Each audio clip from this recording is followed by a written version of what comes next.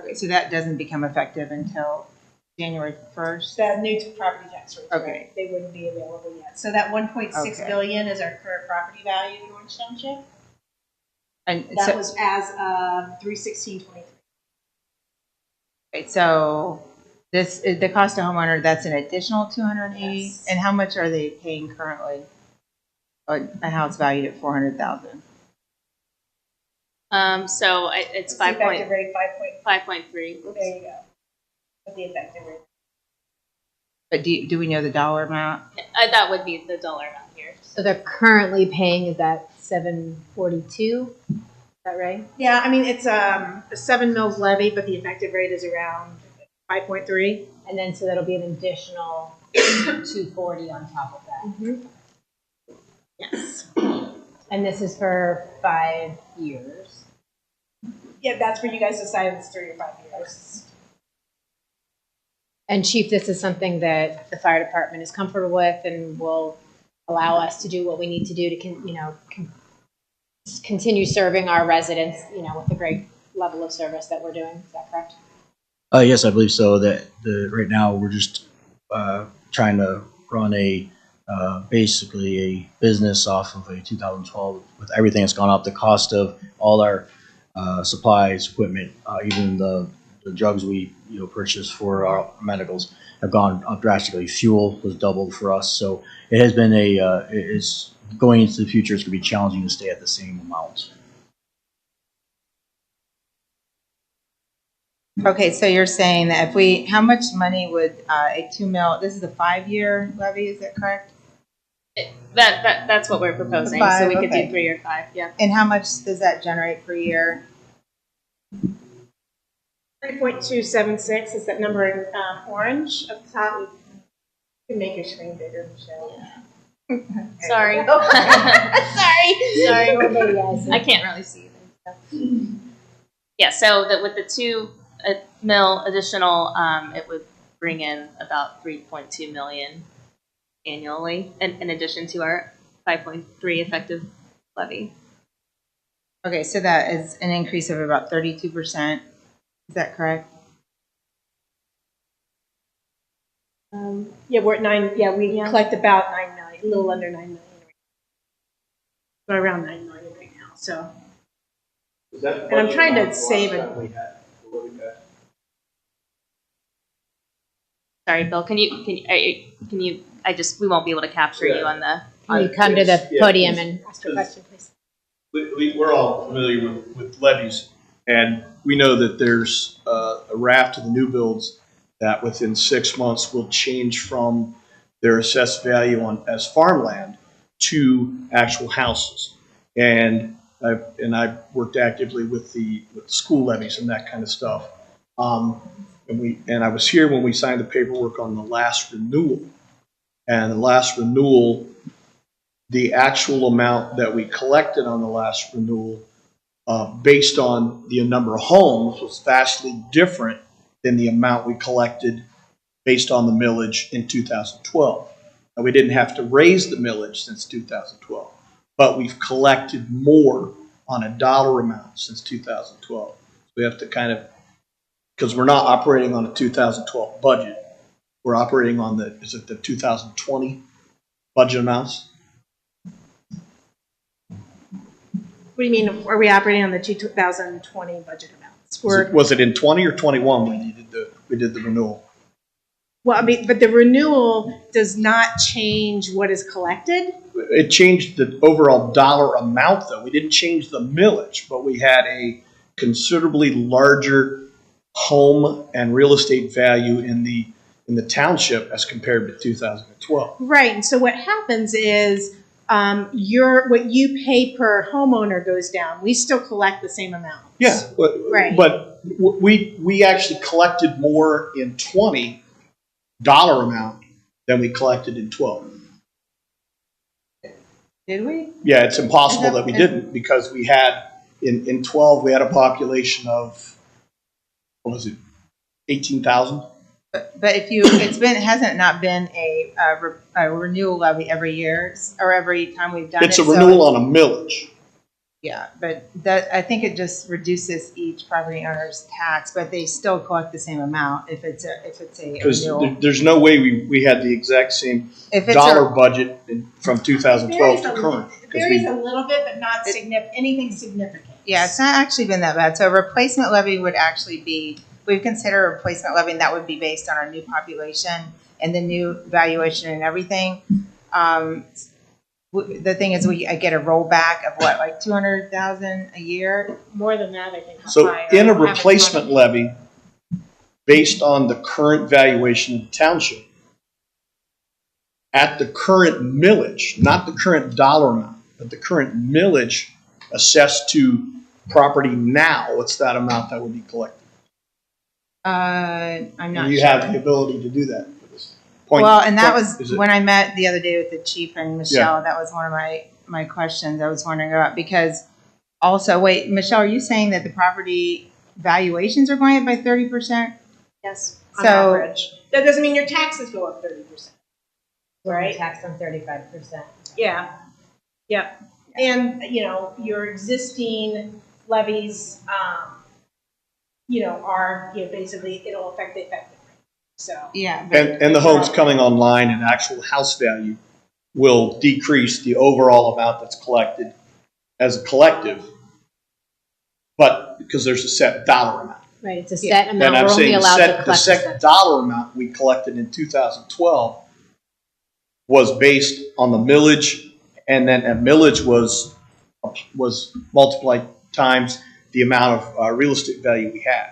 That's how you come up with the dollar amount. yeah, but I think it's been pretty much around the same dollar amount, because we have not, I don't think we've done any replacement levies, which would be based on the new population. So basically, everyone's property tax has gone down a little bit, and we've continued to collect the same Right, amount. but- I think since 2012. But in 20 or 21, whenever we did the renewal, so it's a renewal levy, millage amount.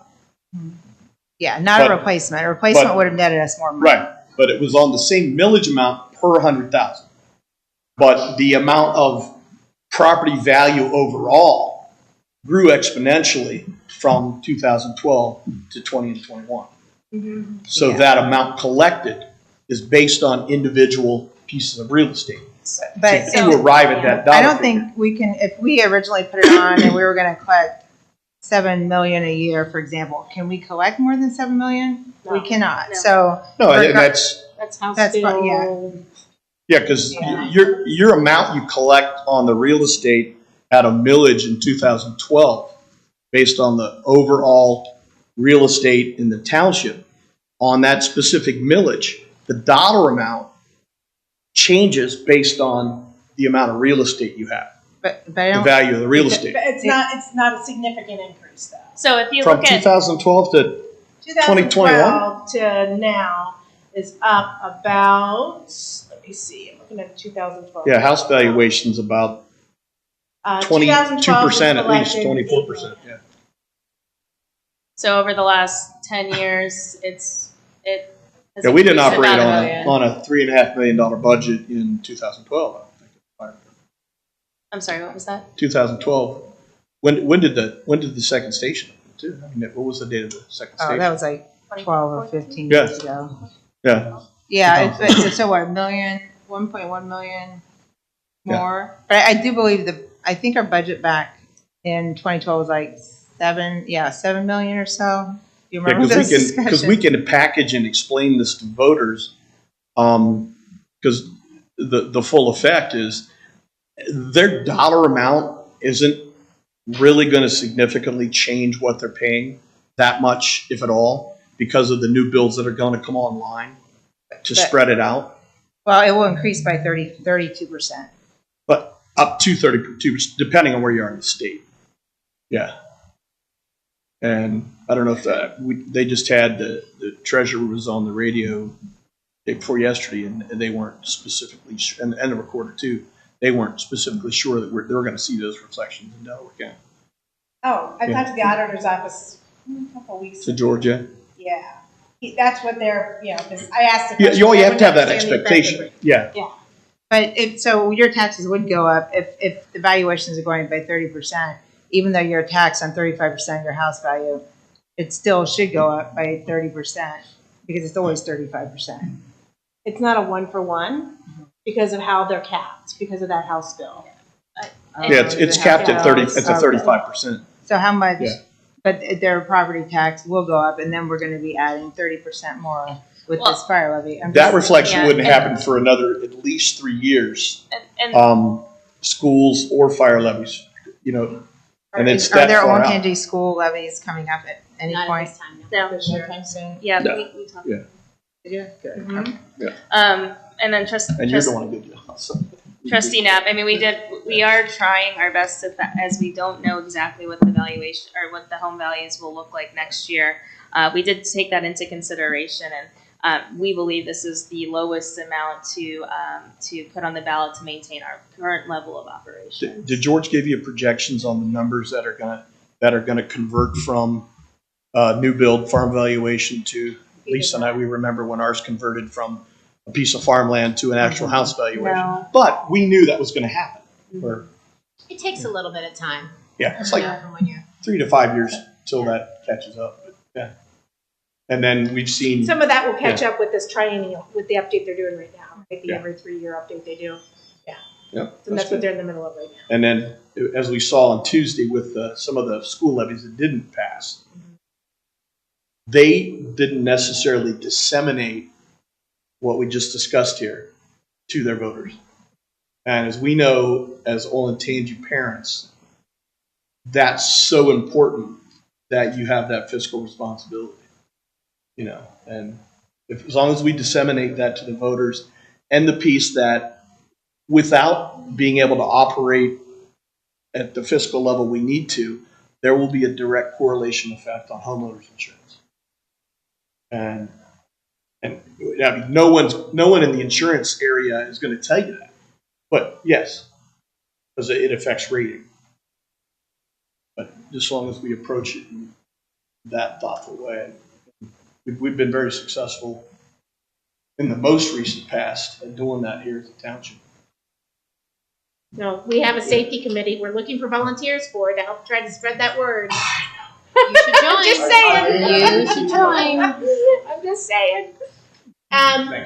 What I threw up here, thank you. What I threw up here, or gave Michelle, is just kind of seeing when things become, when we get tight, and that is 2024.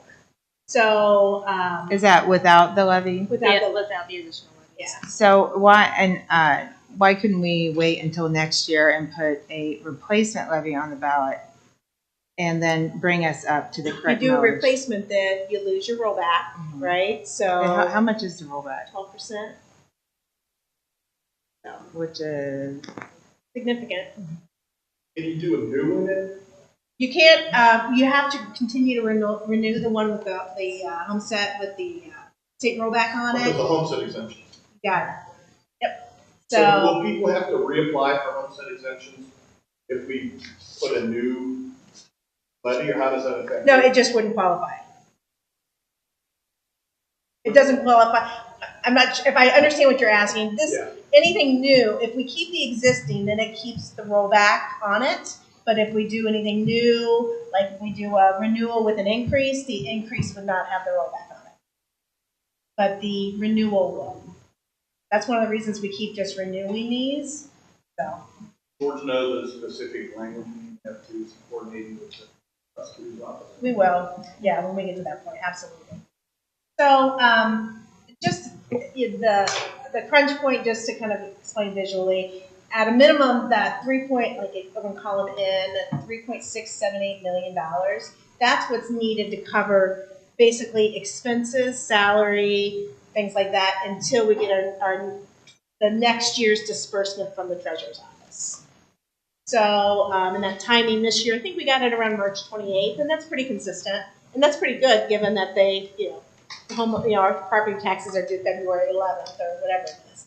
So we get that money around the end of March, so that you need to carry over from the end of the 1 year to the next, at least that $3.67 million to get you through that first quarter.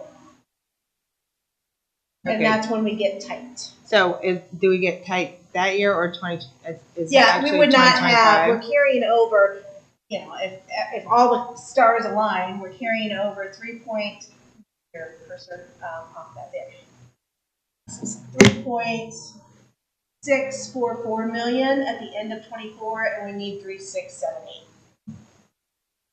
So we're short. Where's the amount that we need to cover? This is the Yellow? amount that we need. That's the amount you need to cover the first quarter of the following. Okay. And where's the carryover It's on that there? 2 cents. 3644. 2 cents. Down numbers. Oh, there it is. There you Okay. go. Okay, so, but that's kind of effective January 1st of 2025. Yeah, you would not have, yeah, so you need to make sure you're getting that, you need to start collecting that in 2024 so that you have it and you don't run into a Yeah, problem. I mean, so we could put it on the special election next year. However, if there's nothing on the ballot, the township's responsible to pay that cost. So, which I think we got So that's quoted by. $45,000. It might even be more. But so what are the projections if this levy passed and we received the extra money? Well, that would be adding, 3.6 million to each of those? 3.2. Yeah, 3.2, I'm sorry. 6 to that. To every single year? That year going So forward. wouldn't we have like really high balances, carryover balance of 6 million and then No, 9 because they million? have some capital equipment that is going to be going. Yeah, All well, the turnout gear is gonna have to get replaced. But the graph that you just showed what the carryover would be. So would these additional funds would be used for items that are not included in this spreadsheet? No, I think it really would maintain the level of operations. It would maintain our fleet schedule. So, every so many years we have to replace a vehicle or an apparatus. We all know we've ordered a lot of our bigger equipment recently, so I'm not expecting another. But wouldn't this add to the carryover if we collected It it? would. So the carryover, so we'd start collecting it would be the effective beginning of this year. So the residents would have an arrearage that they would need to pay on their mortgage of a few $100s. Mhm. Yeah, because And if that's a decision you guys have to make, do you have it effective tax year 2023, and have it collect in 24, or have it effective 2024 and collect in 25? okay, so we can do that. That might It's be. your choice. Yeah, it's your choice. But then if we started collecting this year, then at the end of You make it 2020, effective this year. You Yeah. collect it. Your first Next year. payment would be March, end of March 2024. but then for 5 years, wouldn't this would generate an additional 3.2 million. We would keep carrying over more. Do you have the projections on the carryovers with this It would burn amount? down because your expenses are going to continue to go up. Yeah, and salaries. But do you have a projection? That includes the expenses going up, correct? I only went to 2025 on this. I'd Just like to to- kind of show that We did a you know, 10-year. We do nothing. Do you have that? Because, So, even with to be honest, even with the 2 mil,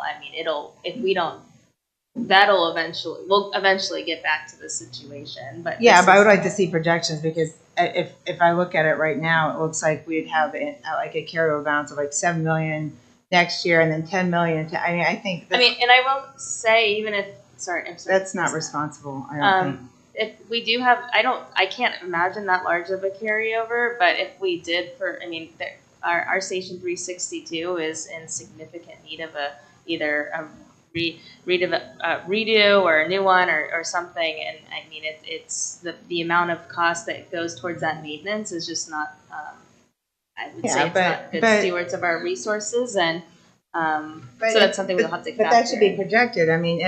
If it's like we've got the money, so we're going to spend it, that's how I feel. We're going to bring all this money. Because if you based on these numbers right now, without all these extra things that we need, it looks like we would have a carryover Yeah. Oh, every year. We could have up to 15 million No, I don't think carryover. because you can see in 2025 your expenses are $11.8 million projected right now. Mhm. Right now you're bringing in 9.3 million, so you add the 3.2, you're at 12.5 million that you're going to be bringing in versus a projected spend of 11.8. So you're not going to have. But your I'm jump just is only looking at the carryover. $700,000. I'm just looking at the carryover. Does the township lose money if we vote for a new levy at close to the current amount, which would be based on the overall real estate value. Yes, about 1 million, what, a little bit over $1 million. No, in we wouldn't lose money. If we collect, go back to that. Well, if it's a sheet, replacement have a- levy, we lose the Because on money. No, he's saying a new. Limited He's asking. value, just doing the replacement. I think that's If 7 we mils. put a new one on, Yeah, do we get the rollback on the new levy? We would not. See, so we would The lose over homeowners would 1, lose, the township wouldn't lose anything. The Yeah, township. right. Yeah, the homeowners would. they would Yeah. end up paying the You and I difference. would, there's that's a in our tax duality bills. to look at the fiscal responsibility of the township too. Yeah, I don't want to lose the rollback, but my point is, I want to, if we have a carryover every year of over 3 million already, and then you add this 3 million onto it, every year, the carryover would be, 6 million, and then 9 million, and then 12 million, and then 15 million. So I'd like to see how that money would be spent. I mean, And why that's couldn't? one of the things that Michelle talked about is that Station 362 we have. Yeah, but that should be in the budget. I mean, it's like you make a household budget, you're not like, well, we're gonna need more money for next year. Well, for what? For a car. Yeah, I mean, we You know. have some rough drafts of a long range budget plan that we can share. Yeah. Again, we're trying to be as fiscally responsible as possible in order to maintain our operation. Right, why can we do like an extra 1 mil for 2 years until the next, and get things all squared away so everything's on one levy? You need to work backwards, come up with your dollar amount that you have to collect each year, then make a decision whether it would be more prudent as a township to do that as a new levy versus a renewal because of your ability as a township. It's nice that at some point the homeowner's expenses are going to reflect the continued losses of the township because that's not fiscally responsible to continue to operate at a loss. And because we want to be as transparent and open and fiscally responsible. And if we look at the dollar amount needed, we look at it two ways. Look at it on a renewal with an increase versus a new levy based on the overall value of real estate in the township, what we need to do to come up with that dollar amount. But would we still lose the $1 million in the rollback? We'd lose a robot. See, and that, If you don't do a renewal. I still like the But for renewal the- because it. For the rollback, the township would still collect the same Right. amount of money, but The the residents. resident, it Right. would, Pay an extra million. Yeah, all of us sitting here that have to pay our taxes too. Yeah, I mean, I don't, based on these projections, like I said, it shows a carryover over, wait, bring that back, over the carryover. So every year it shows a carryover, like 2023, this year, 3 is that a 5 or a 3? I can't see. This one, I'm sorry. 3.57, That's okay. And So, I mean, we do need carryover, but if you just do a very simple basis. Yeah. And you add the 3.2 million extra, plus that would go up slightly, correct, based on the valuation. I don't see where the extra money, Oh. I mean, technically, if Yeah. you're saying we need a carryover of that amount, we're only off by like $40,000 for that year. well, Why that's if everything is perfect. Well, yeah, So but- if there's an yeah. emergency situation, if we have to do a major repair or I don't know, some type of some litigation. I mean, there's so many different factors, and I think it's important to have some reserves because you never know what's going to happen throughout your fiscal Yeah, year. but we've been operating, I mean, chiefs know how to project those kind of things. We've been having mills or ballots on the levy for years. And I think it's a 32% increase. And I mean, I support the fire department, but I know that residents are experiencing record high inflation right now, and no one's salary is keeping up with the record inflation. I mean, we don't have a big of a problem, I guess, in this township with unemployment yet, but we might. And in addition to our property taxes going up, groceries, my God, things are really getting out of control. And I think it's irresponsible to ask for a 32% increase without justifying it to the residents and having carryovers of 6 or 9 or 12 or 15 million and saying, well, we might do this or we might do that. I'd like to see concretely what we are expecting so we could show the residents, hey, we want to do this, we want to do that, and then they can make the decision. And this is just preliminary. I mean, I haven't made up my mind. I mean, never when do. would Ms. Kraft, when would we need to start formalizing this? How many meetings do we have in July? 2? 2. Yeah, July usually was. we are having 2 in July. It'd have to be done, because you need 10 days between, 10 days or 2 weeks, I don't remember which, between each resolution of necessity and then the resolution to proceed. So if we do a little bit more research over the next 2 weeks, and then you guys can come back to us with. Now, is there anything? Yeah, I guess What I'd I'm like hearing specifics. is, we need to extend this out. You guys want to see a further push. Yeah, that'll be. And 5-year projections for how the money would be spent. then, And could you show like what a 1 and a 1.75 mil? I mean, I'd like to ask for the minimum necessary, because if a resident were to say, how do you plan to spend this money? And we show this, I don't think that's very convincing. and are you want us to project collecting in 2024 or 2025? I think we should collect in 2024. Yeah. Yeah. Well, normally we could collect in 2023, correct? No, you No. can. No, You, because you we vote in you- 23. Yeah, you assess it. Next year. But, what? But it goes backwards. No, you. But It's you collect it, effective in that's right, 2023, effective. but it collects in 2023. So it would be effective is the right word. Effective this year or effective next year. Right. Okay. So what I'm hearing is effective Next. this year, collecting next year. Correct. That's what I'm Effective, I would think effective next year, because remember you get the Whatever arrearage. is the sooner. Whatever's sooner. But with the arrearage, then you would get, you get the tax bill, because no one's paying into their escrows right now, and all of a sudden you get this big bill for, $200 or $300, and then your whole thing changes. I mean, since we won't have a shortage until the end of 2025, I wouldn't know why we needed to collect this Well, year. it's My time, only is you if- really have a shortage of 2024. Right. Or And the if end it of were to 2024. not pass, then it gives us the opportunity to go over it for next spring as well. Yeah, but For then the that could safeguard. collect next year as well. So if we collected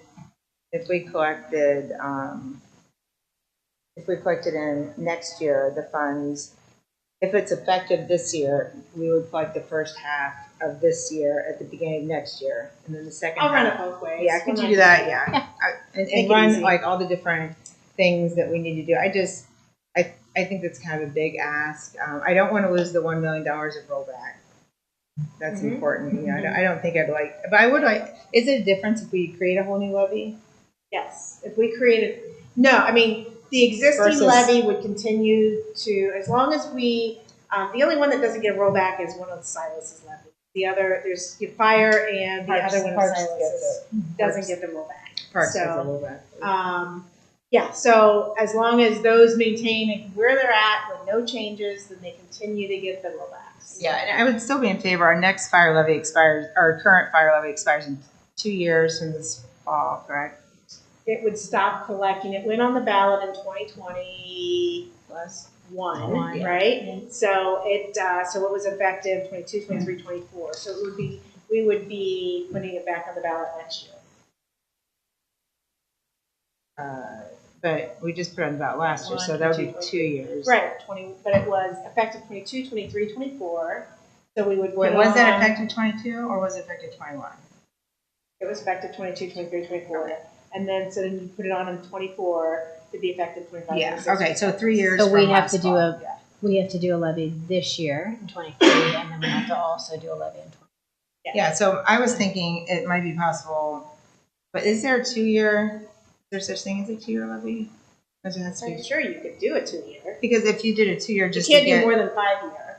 if you did a 2-year to just to get to the next levy and then just put it all at once and say this is the total package versus the 5-year and the 3-year, I just think it's asking a lot right now. I just want to make sure it passes.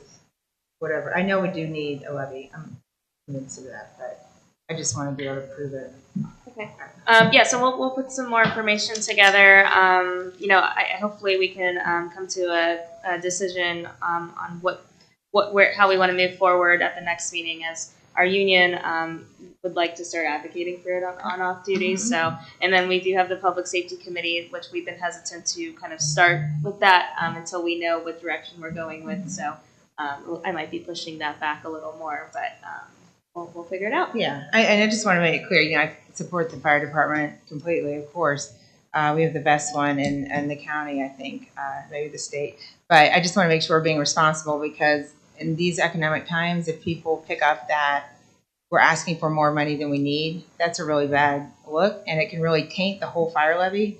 And once that becomes public, if that were to happen, it can really turn things. I want to make sure we stay on our favorable passing. And I do understand that. I just want to remind you, I did give you a 10-year prediction and showed you where all the stuff, the extra stuff that we were going to do when we sat down a couple weeks back. I did show you 10 years of capital, 10 years of stuff that like our PPE, which ends in 10 years, which is all coming up because it's bought and we're coming up. That's not on the. So I don't have them on the screen today. But Yeah. Okay. yes, Yeah, but so- I do want to remind you that what I showed you and how we were cutting it close, even with the two in the next couple of years. So all that overage you're thinking is coming, that we're going to be, laying in money and stuff. It's not that. So There's you a lot didn't, more. you didn't give that to Michelle? No, we have it. I have it. I mean, So I can put it on. If My you- intent of That was what my I put together question. Yeah, here, why are we not discussing that if we have it? because I was just trying to show when we run out of money. Yeah, That, but so that's what the intention of this was, just to show this is when we aren't going to be able to cover first quarter. That's what Yeah. the intent of this is. It's But not Chief has all not these a other, long-term forecast. and I think Chief, you and I discussed at one point that I was more in favor of 1.5 mil levy base. I think after we looked at it, you said 1.9 or 2, because when we showed how close it would get after a couple years, there was concern. So we said 2 would probably be a good number to start with, or 1.75. Was it 1.9 or 1.75? it was 1.9 or 2. Those were the two numbers that we Okay. had discussed. Okay, so that you need to get that matched up with what we're going to show to the public for that. We should have probably discussed that, all the capital projects. Yeah, we'll revisit it with the 1.9 and 2. Yeah. And then, Well, maybe if we have time at the end of the meeting, if it doesn't go on too long, we could throw some of that. Sure. Okay, is there anything else on that discussion? I don't have anything at this point in time. And Chief, we did discuss a 2-year levy, correct? I wanted just to get it to the next, So next we cycle. discussed it, but I don't think we're sure, because I went back and asked Lisa whether that, because normally you see 3 or 5 mil. Mhm. So I wasn't sure if there was a way to do that, and we Is there? discussed it. But I don't know. no, we'd have to reach out and see the others. But so what we had talked about at the time was if we did, whether we did a 3 mil or if we did 3-year, 5-year. 5-year might come up into a point where they cross, where it would give us time to, at that point, combine the two, and that way we're only doing one. So that's what we Yeah. talked about, was Yeah. looking at 5, which would give us that, when this one comes up the next time, it would be within that window, because I want to say it's a 15, 18-month window prior. I can't remember what the auditor said, that you can, at that point, take those, Take and it off. we'd be able to do Yeah, something. take it off, okay, yeah. So that's a discussion we did have. Yes, yeah, I think I was in favor of just, though, getting us into the next point, just to get us through it, but we'll just get the numbers on that, because I want to make sure we're going to justify whatever it is that we're asking for. Great, thanks. Okay, next, we have a presentation by Delco. And if, we have a very full agenda, so if you could just try to keep it to 5 or 10 minutes, that would be great.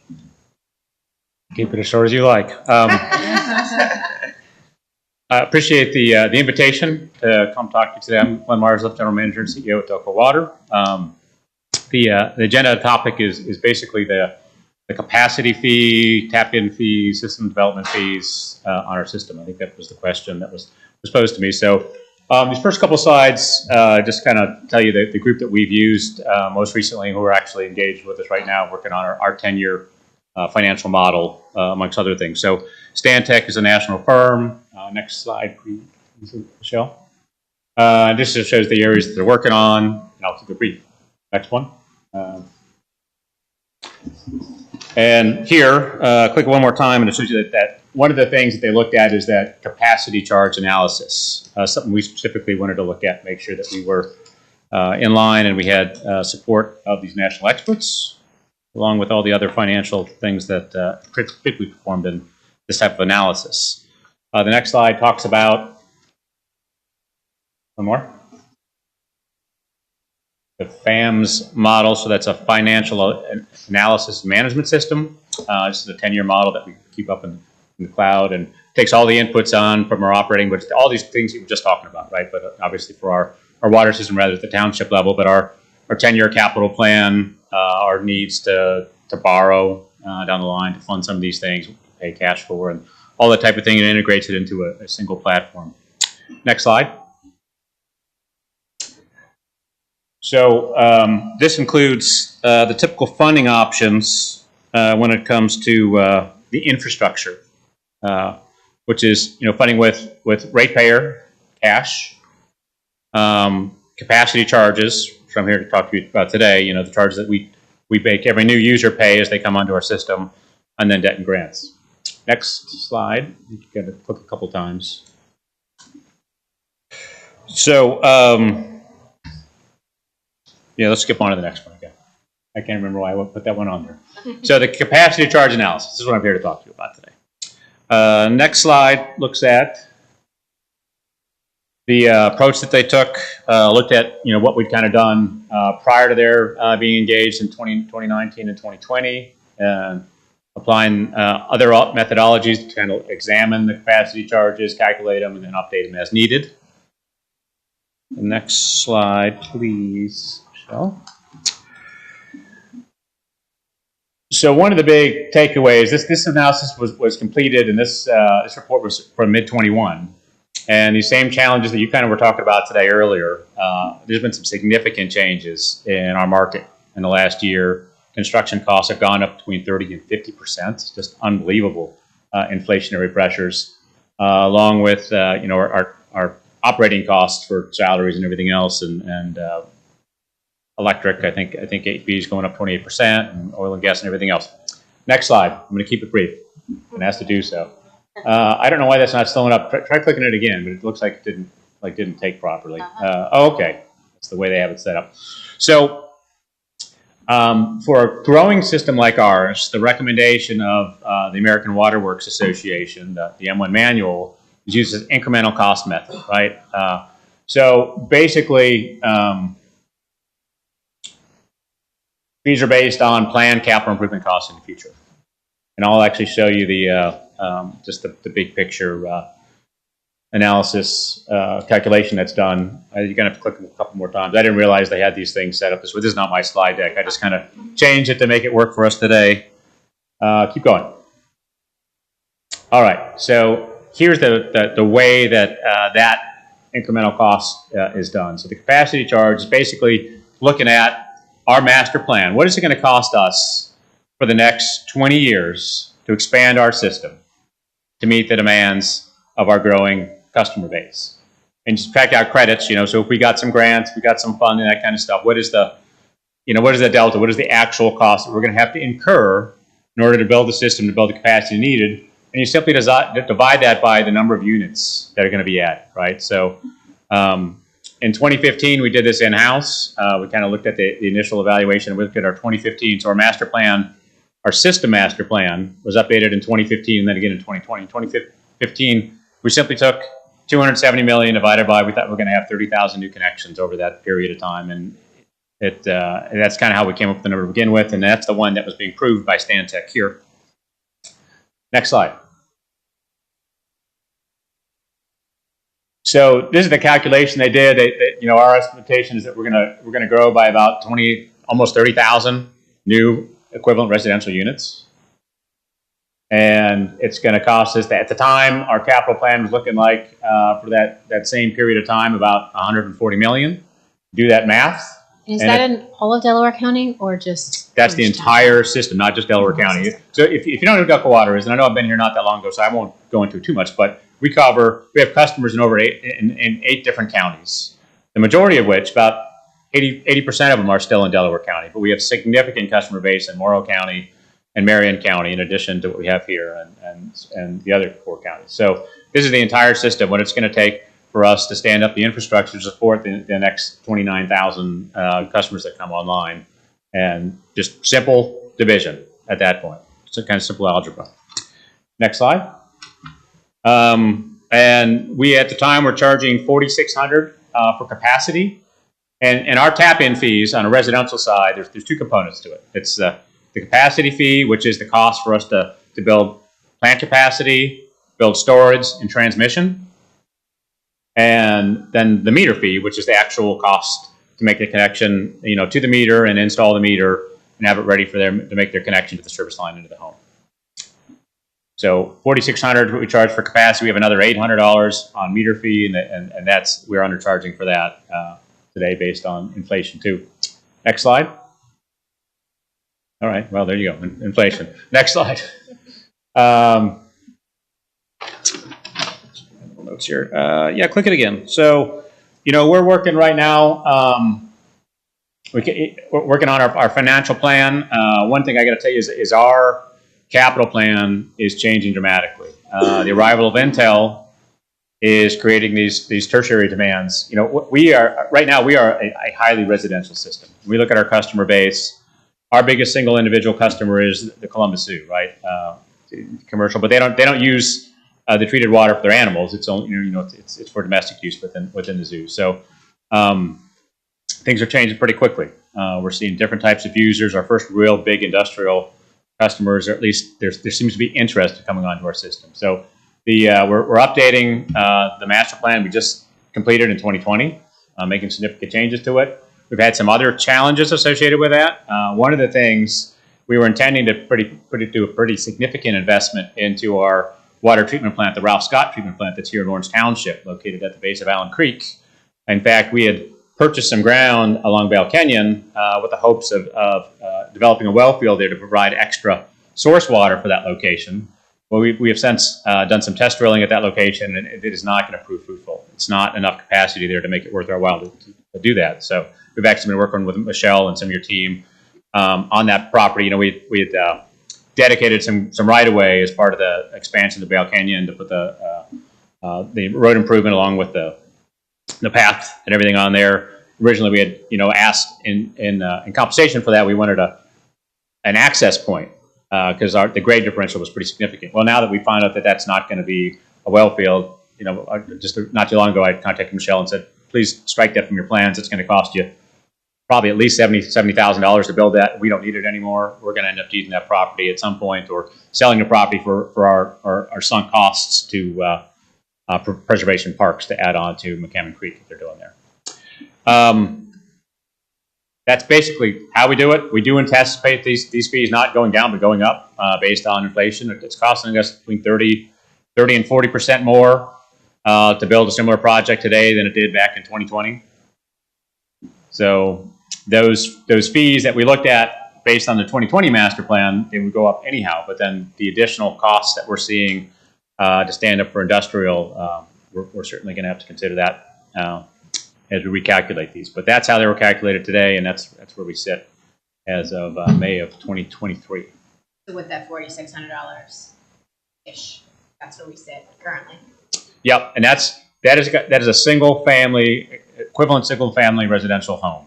So if you put a new single family home on there with a 5/8 inch meter, that's what it costs. I think one of the questions we had was about a multifamily.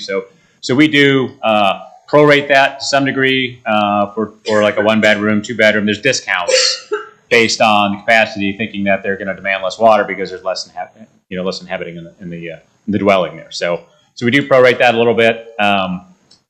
We don't have any differential for a condominium versus an apartment complex. The reality is an apartment complex probably uses less water than a condominium. Just generally the nature, you have more folks that are doing gardening and some other activities outside in the condo than you see in an apartment. But they're significantly reduced from a single family lot. So when we do have these multifamily developments coming on, they are, like you said, prorated, but it is in that $4,000-ish per unit tap fee. Yeah, it's probably for a 2-bedroom. It's probably $2,800, $3,000. 1-bedroom, maybe 1-bedroom is maybe $2,500. And it's on our website. I don't know it off the top of my head, but they're reduced quite a bit. But it's pretty significant. Pretty significant barrier. And folks like to compare to other systems, and City of Columbus has significantly reduced. Their fees are significantly less than ours. And the reality is, it's just a different system. Their system's much older. Their customer base is much more dense, and they also probably are incentivizing or subsidizing a little bit the multifamily with some of the single family. Something that's, I think, been a challenge and a goal of City Council in Columbus. Something that our board basically we expect new customers to pay their fair share to come onto our system. We do not want to subsidize growth with our existing customer base. That's kind of the tack we've taken to how we develop these fees. And so, but the reason that we asked them here is because there have been some concerns about the tap fee. Is that correct? The price of it, but it's been around the same for years, correct? Yeah, we were raising them 100 per year.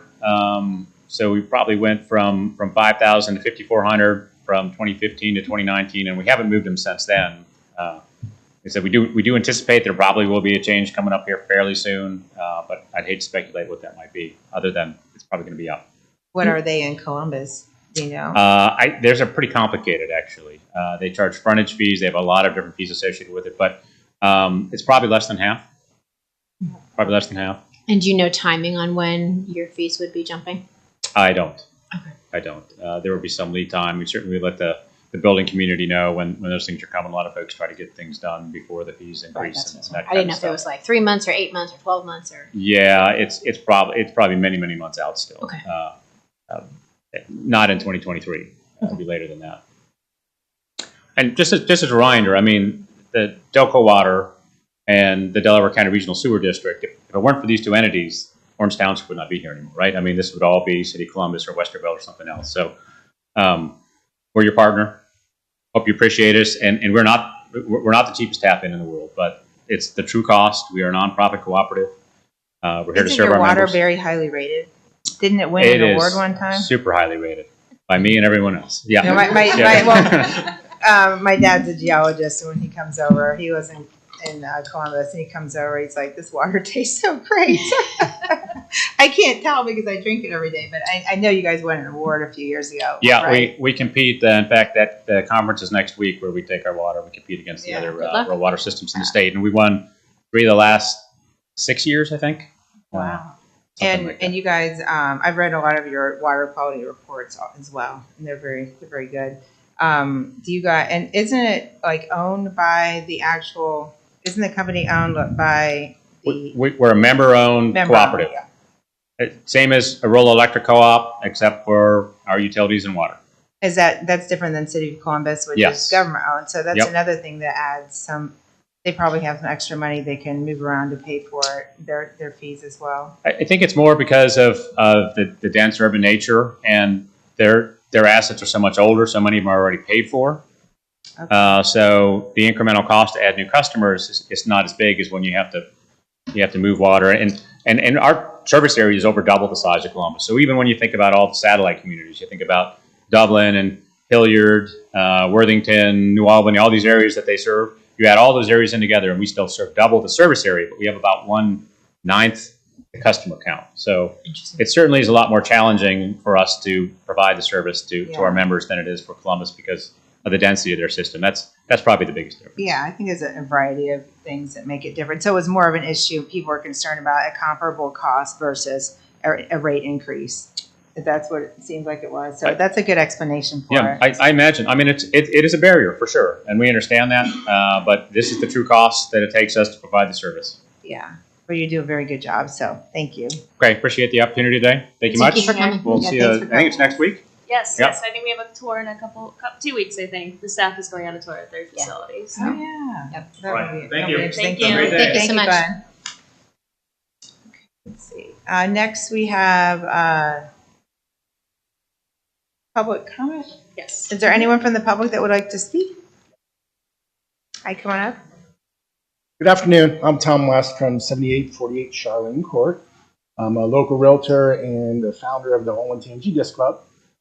First off, wanted to thank the township, Silas, and trustees and everyone for installing the disc golf baskets. They've been super popular. We're very excited to see the progress of the pond, and just had a couple questions about the completion of that and wanted to talk a little bit about temporary T-pads and markings, and also permanent T-pads and marking, most importantly. With this being a smaller park and us only being able to have 9 baskets, I want to reiterate the importance of having both short and long permanent T-pads in the future. I would love to get a chance to work with the developer who's already started a map for the course and help lay out where those short and long T-pads should be, as well as offering help with getting T-signs put up. And in the meantime, I would like permission to do sidewalk chalk so that people can come through the park and kind of throw off of the paths and utilize the course as we're still finishing up with the project, and perhaps put out little flyers with little maps and things like that to help navigate. Would we be able to do, sometimes you see at the parks like a clear plastic thing where you take the map out kind of thing? Would that be something we could have somewhere around that? Like showing the course? Yeah. I mean, Because when my family played the course and we did the Township scavenger hunt, my oldest wanted to play the course, so super fun. And Tom sent us a text of, send me a picture of it, but not everybody has access to Tom via text. So if we could have, paper map that we could just, someone could come grab it. Yeah, I mean, the plan, we have a course or a map drafted, but as soon as the project's Right, completed, that would be. But maybe if we could do a temporary one with what we've got right now, since we aren't fully, ready until the pond's done, and then once the pond construction is done, then we can put the permanent one out. Are you okay with that, Silas? Yeah, I'd be happy to discuss it more offline. I think there's a lot of things that still need to be worked out since we kind of put a 7-hole course together, and I haven't talked with Tom in months, so some of this is kind of caught off guard a little bit, but I'd be happy to talk with him offline and try to come up with some sort of plan. We're still a ways out on it, so some time can be spent on figuring out what the best approach is. Great, thank you. When is the pond project going to be completed?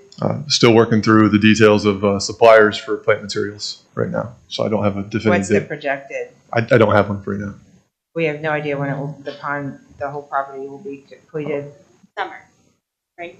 Yeah. Season, yeah. Like early summer?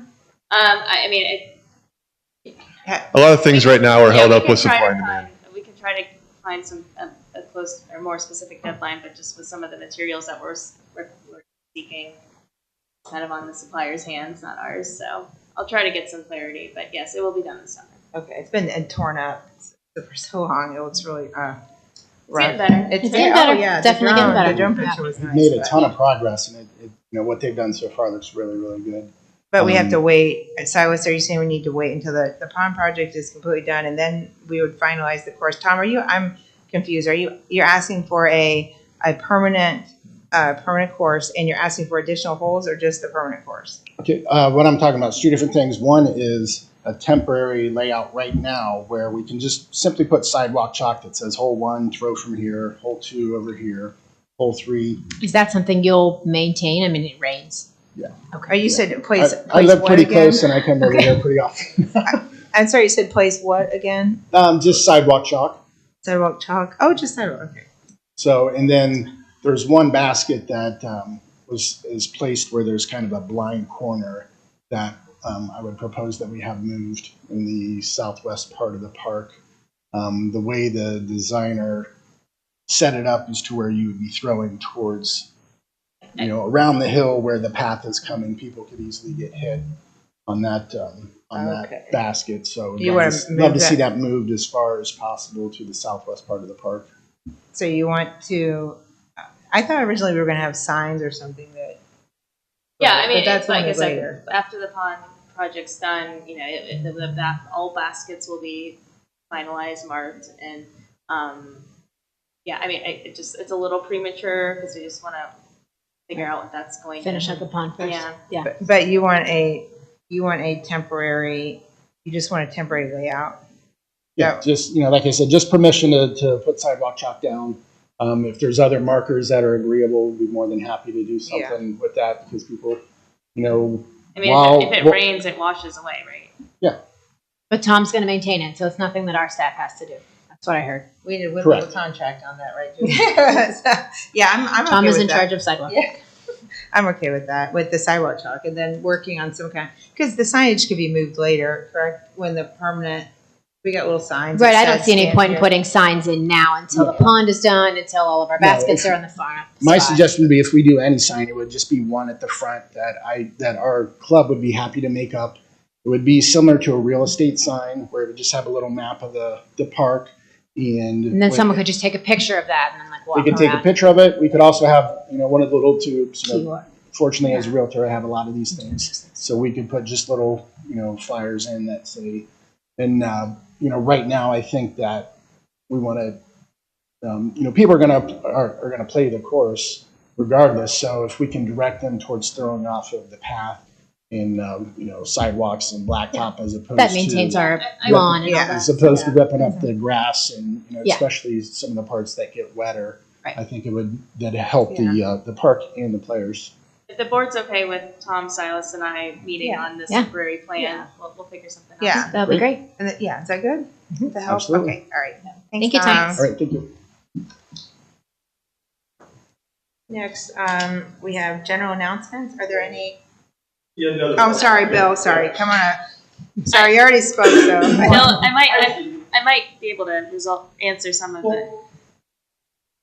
And we do have a zoning- You've got that post-it note on there. We do have a zoning hearing at 5, so we are, even though we took a really long time. Yeah. to everything, But And I'll save my comments for Mr. Grumbles when he's here.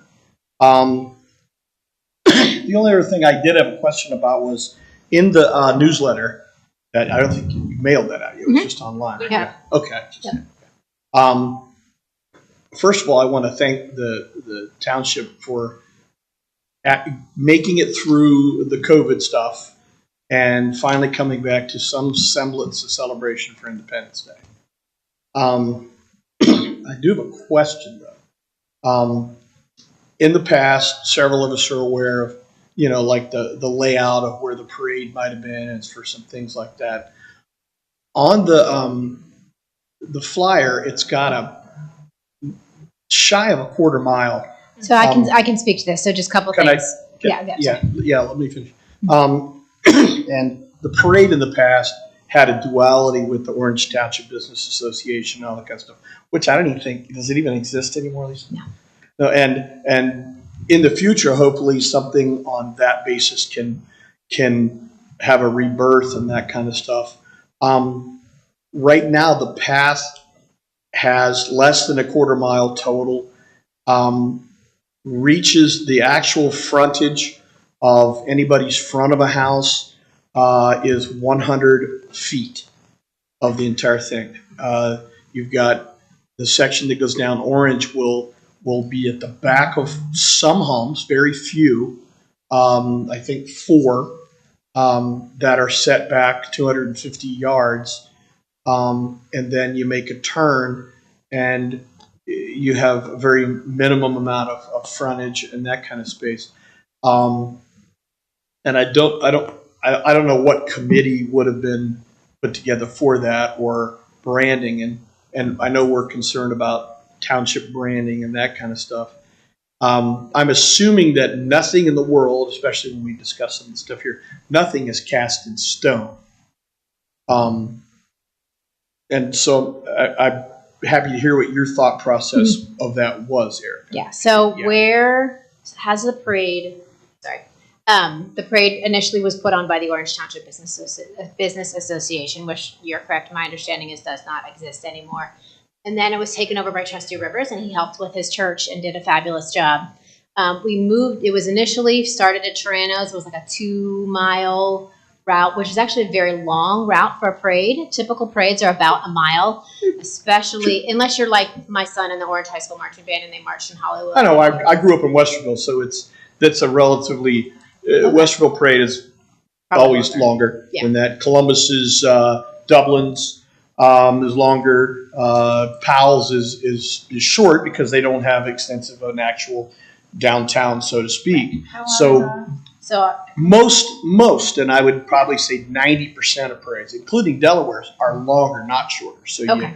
So yeah. just to let me follow my thought process Right. here. So we started at Toronto's, and then the kids ended the parade coming up Orange Road, which is very steep.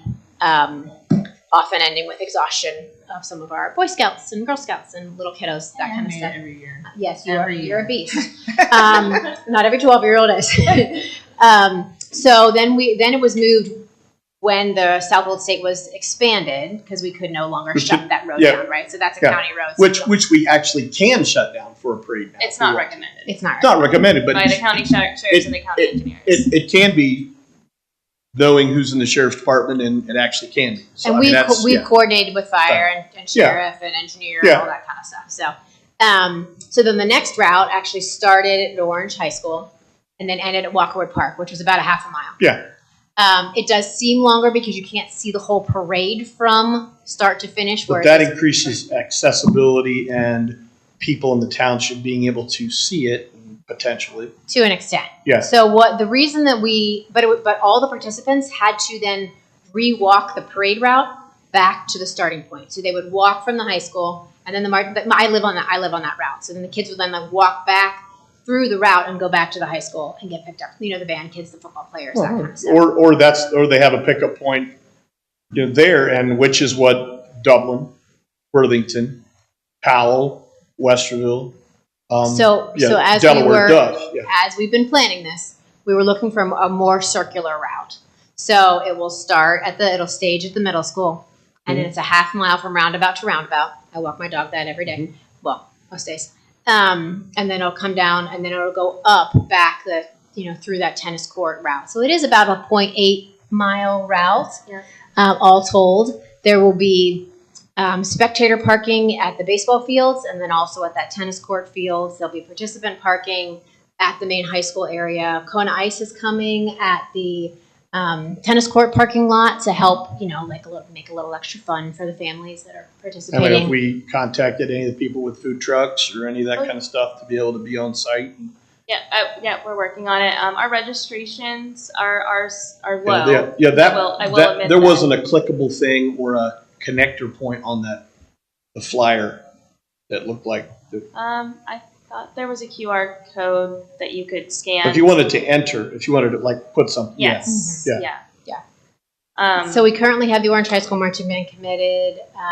We've got We have less than 10 registrations at this point in time, so I'm glad we're talking about this because we do encourage the community to participate in our parade. This is our first solely township-driven parade. Most parades are put on by cities who have additional funding and staff and police and all that kind of stuff. Yeah. So we are. But I can let you know, no, with the exception of some special duty type stuff, there are not city expenditures. Those are usually Chamber of Commerce type stuff. Our private donation. Yeah, and we do have, there are Chamber of Commerces in this end in Delaware County. And, I mean, there's Delaware Chamber and Powell Chamber. So hopefully we can have better partnerships with them. But since this is our first go around, we're trying to. It should get better. Well, it'll get better. We're starting it small. Right. Like when we talked about some of the other stuff, starting your plans at the end point and then filling in and checking all the boxes as you go after that. In the future, like I said, my suggestion, whether it be levies or other type of things, you see where your end point is and what you want that to be, and then you go through the planning stage instead of starting at the end point and then And we've been filling working in on the this lines. since last. That's almost speaking as a teacher too, and as a coach. Come up with that concrete plan first, and don't be afraid to. Because I never saw any emails saying, "Hey, anybody in the township want to help us?" Well, we do have our events committee in there, Okay. and that's been But like I said, very that would have been a good, and that wasn't included in survey type stuff. That would have been a good question to pose, because you've got a lot of people that aren't on some of those committees, but they've been involved in this kind of stuff in the township and in other cities for a long, long, long time. We did have we did bring up the parade routes in a discussion item ago, Mhm. maybe. So, again, this is our first go around. Always room for improvement. Oh, yeah. We're happy to partner with the schools on this. It's in plenty walking distance for a lot of For, people. yes, I think our Yeah. past parades were It very is. specific neighborhood centric, so I Right. think this opens it a lot Yeah. to a lot of the other subdivisions. And I had some of the same concerns because, I like to consider all angles, but I was thinking this year, just give it a shot and see how it goes. See And how it then goes, if we, Yeah, right, we can we're always, like, ooh, we can it tweak really, it. Yeah. Yeah, I mean, Lots of I choices. hope it works out, but of course, there's always we can modify. Yeah, I kind of looked at it as I had a few concerns. I think we changed the route a little We bit did. after we all talked once, but I mean, I can always hog tie my dad and his buddies at the little radio station where he works at now, Yeah. where they could actually set up in the parking lot over here and have music going That would be That'd be amazing. at the end. That'd be great. We love it. And Yes. that has a cost of zero. Yes, I'll write Yeah. that down. There's and- things like Thank that. you. Yeah. yeah, that'd be great. And there's also the River, which is another radio station. And as Tom knows, they always were actively participants in the Little League for our Yeah. starting days and all that kind of Yeah, stuff. we'd love to have music for the, Yeah. spectators as they're waiting for it to start. That'd be great.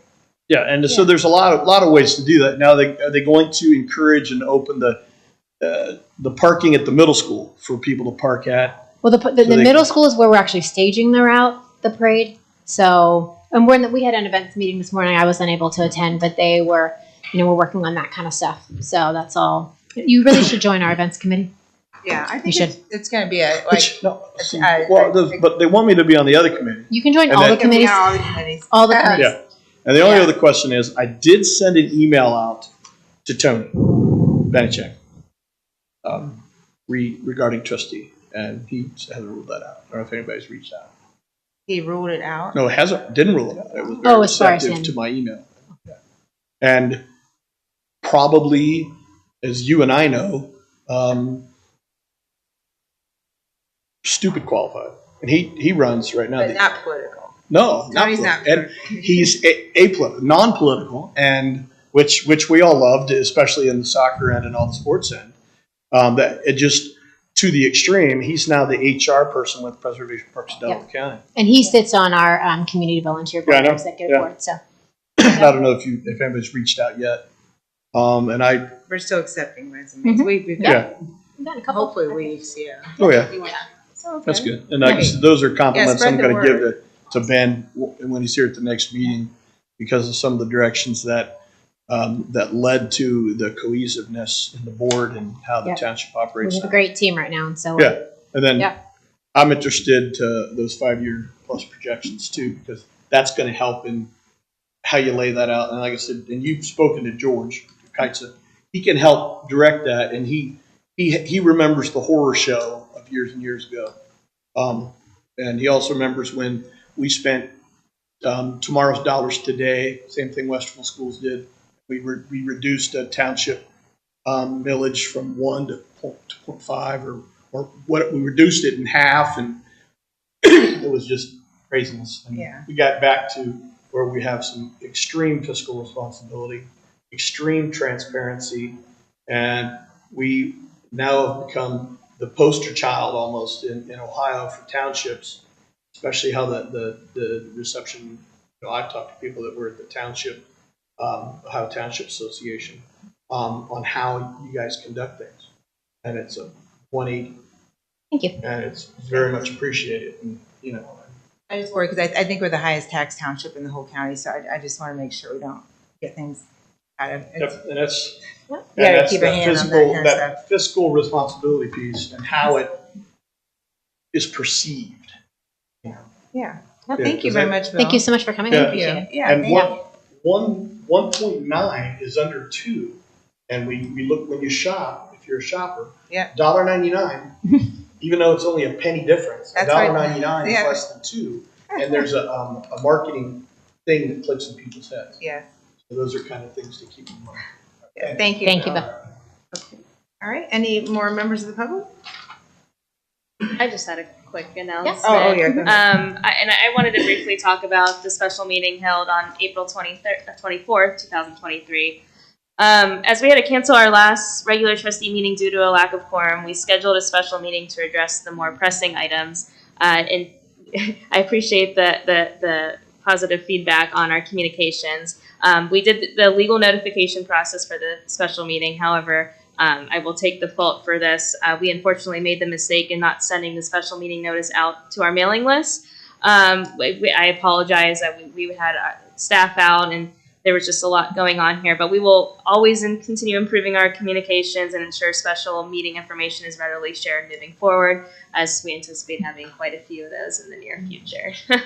And if anyone has any questions on what happened or what occurred at the special meeting, we always have our YouTube channel live active, so you can watch that on there. So I apologize for the lack of communication, but we'll continue to do better.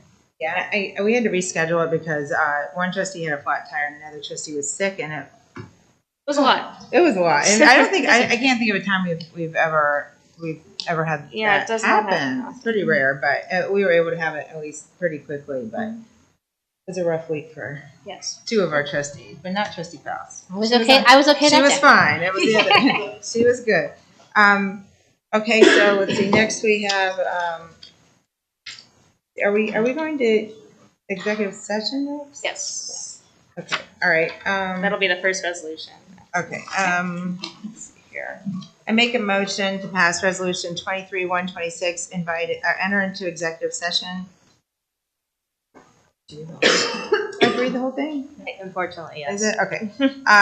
Adjourn into executive session pursuant to Ohio Revised Code Section 121.22 G8 for the purpose of considering confidential information related to the marketing plan, specific business strategy, production techniques, trade secrets, or personal financial statements of an applicant for economic development assistance that is directly related to a request for economic development assistance that is to be provided or administered under RC 715-5709.73 to 5709.75 and or RC 715.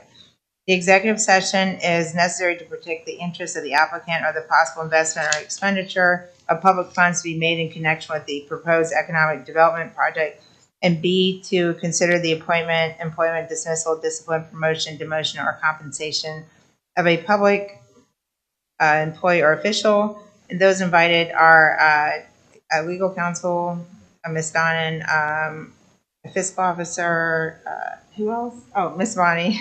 Anybody else? Is that it? Yep. The second? Second. Mrs. Faust? Yes. Ms. Knapp? Yes.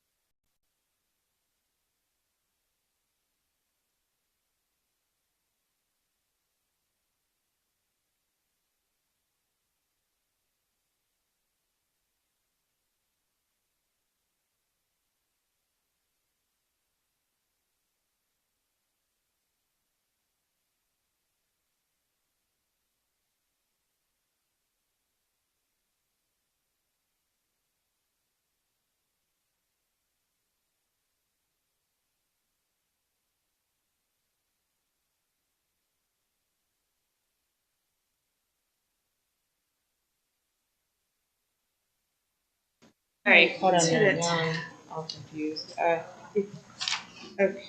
Okay, I make a motion to pass resolution 23-127, return to regular session. Second? Mrs. Faust? Yes. Ms. Knapp? Yes. And I wanted to explain that we're still in the middle of our regular meeting, but we'll be wrapping that up very quickly and get to our zoning meeting, okay? I'm hoping for 10 minutes or so. Right. We've had, with our trustee that recently resigned, it's created some extra steps in work that we were not anticipating when we set this hearing date. So we'll get through it quickly. Okay, next we have the, are there any changes to the agenda? I do have a few. Under the fiscal report, we will have the April financials to share. And under administrative report, I'm going to add an item, rescheduling regular trustee meeting on May 17th, 2023. And then I'm removing the accept resignation under the administrative report. Okay, anything else? That's it. Okay, let's see, I make a motion to, is it 23-128? Is that what we're on? Okay. And 129. Okay, I make a motion to approve resolution 23-128, approving the electronic record of the proceedings from the special trustee meeting held on April 24th, 2023. Second? Mrs. Faust? Yes. Ms. Knapp? Yes. Resolution, I make a motion to approve resolution 23-129, approving purchase orders, then and now purchase orders and blanket purchase orders as listed. Second? Mrs. Faust? Yes. Ms. Knapp? Yes. Okay, next we have the development and zoning report. Mr. Duffy? Good evening, trustees. I will quickly go through the zoning hearings and meetings report. As I believe we're all aware, we do have a public hearing scheduled for now, Wednesday, May 3rd, 2023 at 5 p.m. For zoning amendment application ZUN-23-01 for the proposed construction of an assisted living facility located at the corner of Orange Road and Highfield Drive. That will be coming up shortly. Next on our public meetings, we do have a busy Board of Zoning Appeals agenda for this Thursday, or not this Thursday, but Thursday, May 18th at 6 p.m. There are 5 applications on the agenda. The first is for an area variance for signage height on the Arby's located at 8673 Columbus Pike. The second application is an application for an area variance for property at 7480 Hillgale Court to allow for no fencing to enclose an already constructed swimming pool. The third application, again, is for wall sign height on a commercial building located at 850 Corduroy Road. There is also a variance and conditional use application to allow for a place of worship on a parcel located at 350 East Orange Road. And the final application on that agenda is an area variance for a pool on Narrow Leaf Court to allow for the pool to encroach into the 30-foot rear yard setback. There are also 2 tabled applications, one with the Board of Trustees for the overlay application RCOD 23-01. That has been tabled for the time being. The other tabled application is with the Board of Zoning Appeals for a proposed place of worship on Vale Kenyon Road. I do not really have any updates on the status of those tabled applications at this time, but when we have more information, we will let you know. Thank you. Thank you. And we do have one resolution before you this evening to accept the resignation of BZA member Pam Foster. She is moving over to Zoning Commission. We wanted to delay her resignation so that she could take part in last month's Board of Zoning Appeals meeting, so this is just making that change official. Any questions? Nope. I make a motion to approve resolution 23-130, accept resignation of Board of Zoning Appeals member Pamela Foster. Second? Mrs. Faust? Yes. Ms. Knapp? Yes. Okay, next we have operations report. Mr. Bowers? Good evening, Board. First of 3 things tonight from operations is the resolution to authorize the Township Administrator to execute our REA for the OPWC application for this year, which will go towards Vale Kenyon Road Phase 2. The second resolution is to accept a donation from Groundsmith LLC My understanding is they have some remaining rock salt left over from the winter that they need to get rid of, and Trustee Grumbles had coordinated with that to be donated to the township to add to our stock of salt. And the final item is a resolution to enter an agreement with G&J Pepsi to continue, to replace our existing expiring vending contract with Pepsi with a new proposal. We went out to bid for this a couple months back, gave a window of time, and are recommending approval for to move forward with Pepsi for a new contract period with them. And that's it. Great. Thank you. Any questions?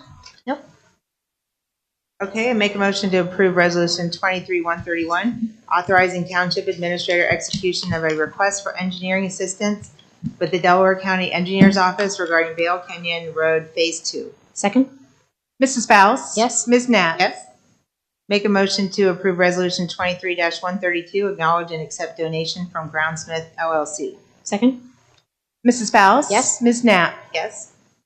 I make a motion to approve resolution 23-133, authorizing the Director of Operations to accept the agreement with G&J Pepsi Cola Bottlers, Inc. for beverage vending services and coolers. Second?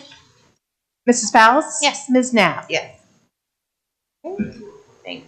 Next, we have fire report, Chief. Good evening, Board. The first is to accept the resignation and appoint for Phil Couch. As you know, Craig Coleman just resigned and went out west to take on an inspector job out there. So we need to replace the inspector position. And so we have Phil Couch, who will be resigning as a full-time firefighter paramedic, and then appointing him into a position of full-time fire inspector.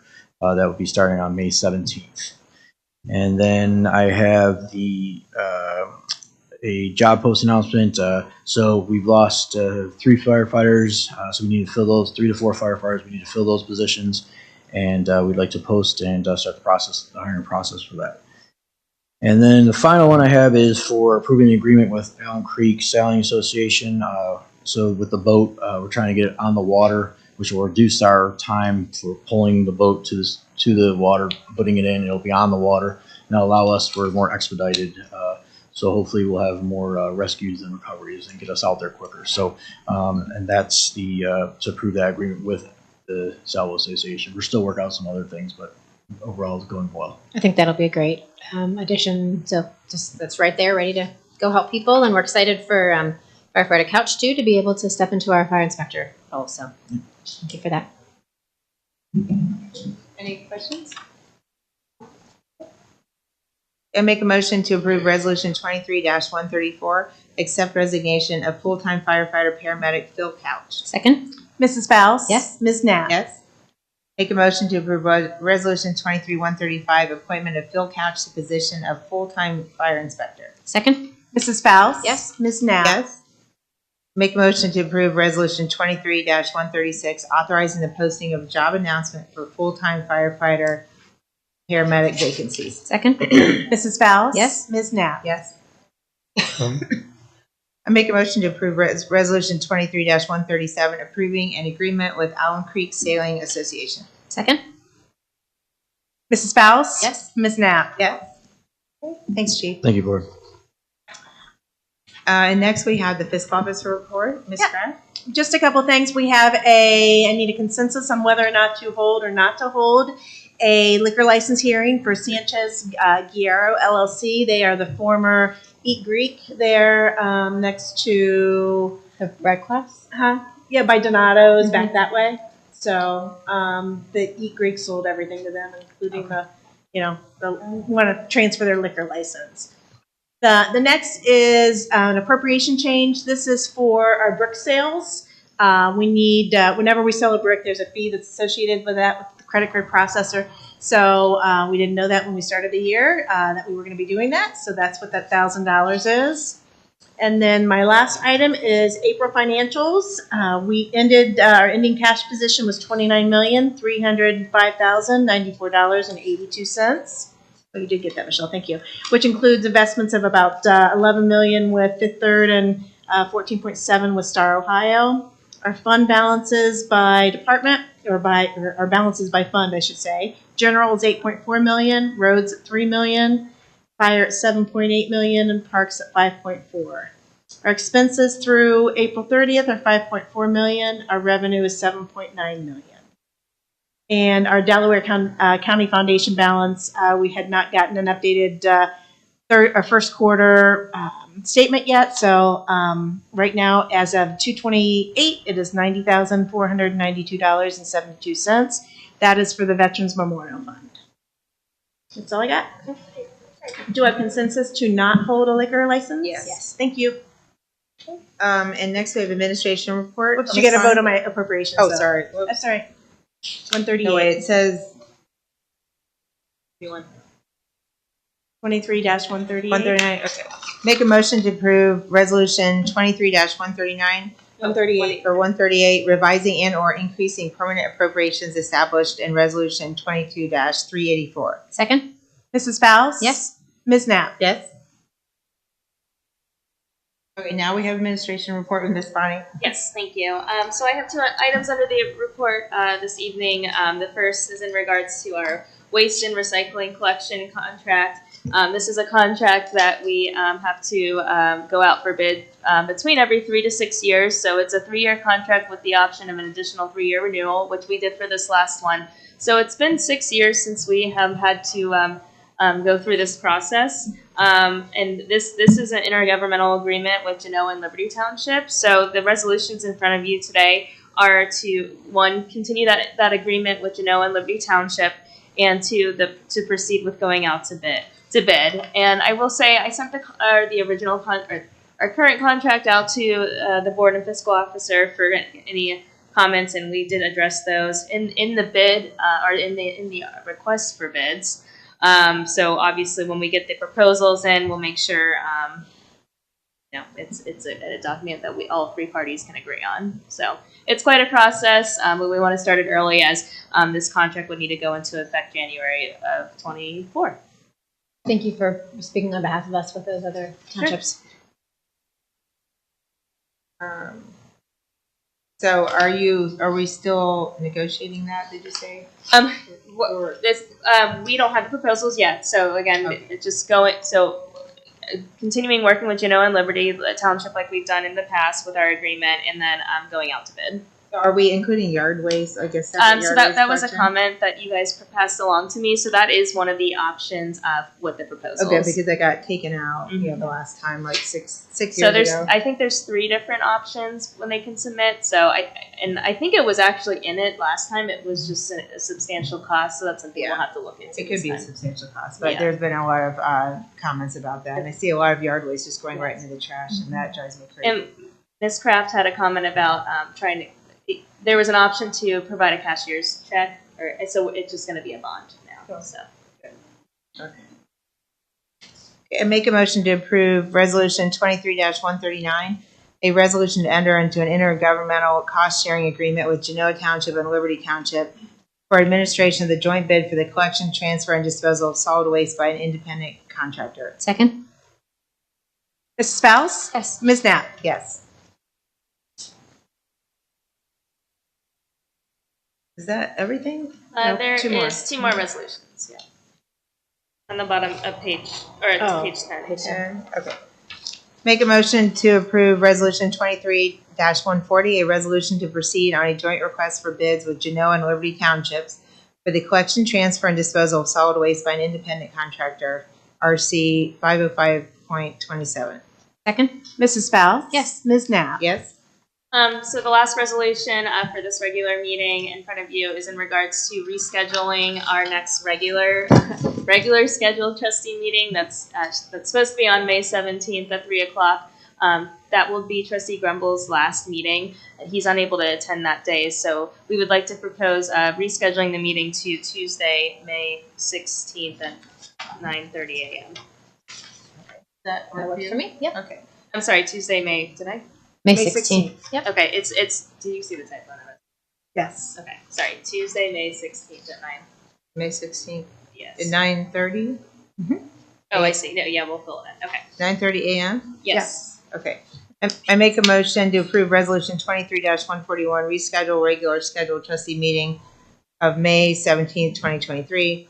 And that will be for we rescheduled to Tuesday, May 16th at 9:30, 2023 at 9:30 a.m. Second. Mrs. Faust? Yes. Ms. Knapp? Is there anything else? That is it. Okay, I make a motion to approve resolution 23-142, meeting adjournment. Second. Mrs. Faust?